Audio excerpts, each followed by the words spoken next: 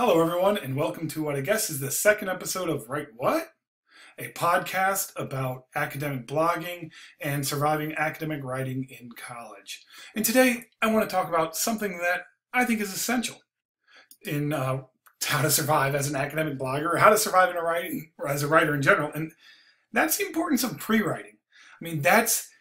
I can tell when I read the work of my students, I know who spent a few seconds, and it doesn't have to be long, like this isn't some big project, but who gathered their thoughts, who maybe organized some readings, who jotted down a couple notes, who created a graphic organizer.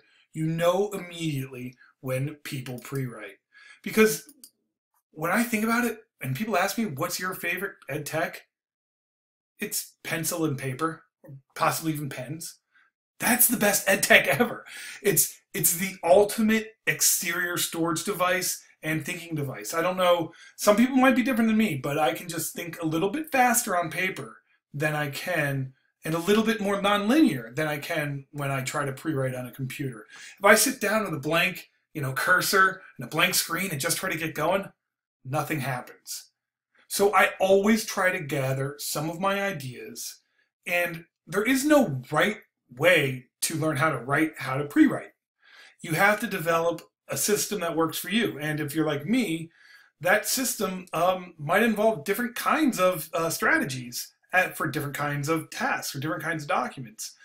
But you always want to be thinking about how you pre-write. And that, for me, involves pencil and paper. Every digital text that I create starts on paper.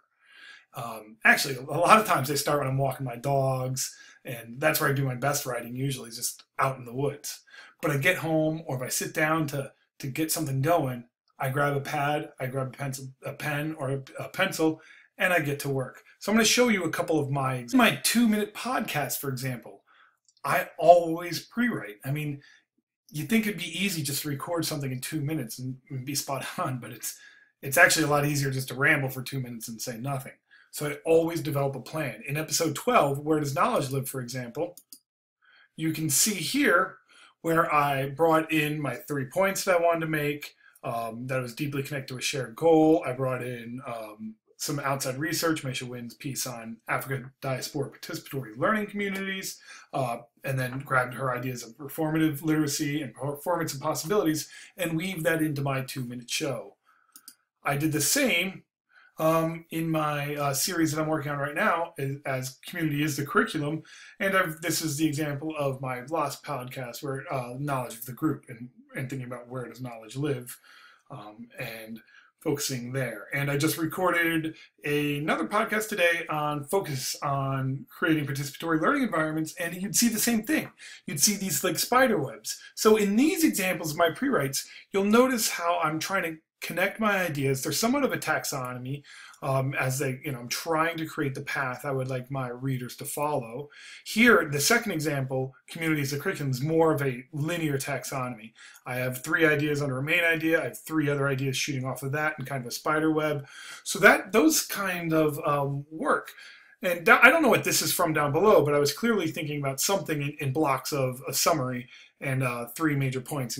I do like everybody get cursed, and thinking and writing in 3s. That's, if you think about the 5-paragraph essay, that's your intro, 3 main ideas, and the conclusion. We just constantly think in 3s as humans. It's a trend I need to break, but it serves me well. But what about longer projects where I have to scaffold learning or writing and understanding for my readers? One of those is usually a grant. Like there, I'm trying to get them to a specific point. I have to walk them step by step till they get to the point where they want to give me money to do something good.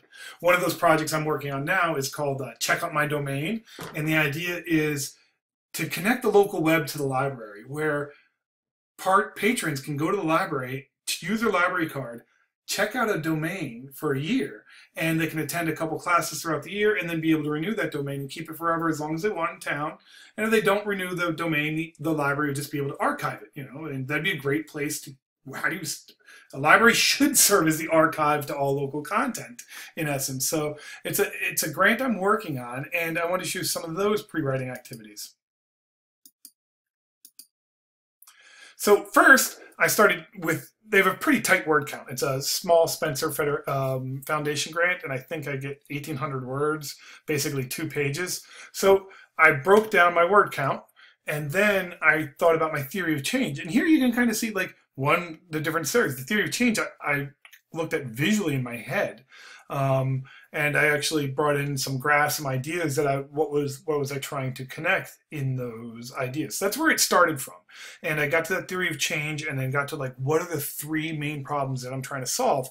That's the narrative. That's the story I have to tell. I have to convince them that this is a big problem. I have the perfect solution, and here's how I'm going to measure my success and know that I've solved the problem. And that's how you really write grants, around that theory of change. Now here you can see where I was doing a paragraph. This is pre-writing for a specific section for the theoretical perspective, and I'm bringing in some Vygotskian principles of learning into the idea. And I set it up so I love parallel paragraphs, especially in technical writing. Like I'm doing a grant. If you're doing a piece of fiction, your paragraphs aren't parallel. But when in academic writing, or even in blogging, it really helps to have some kind of parallelism flowing through your writing. So what you'd see in each one of those sentences, first it's actually a secondary piece. Most of my research came from a piece from Andy Blunden.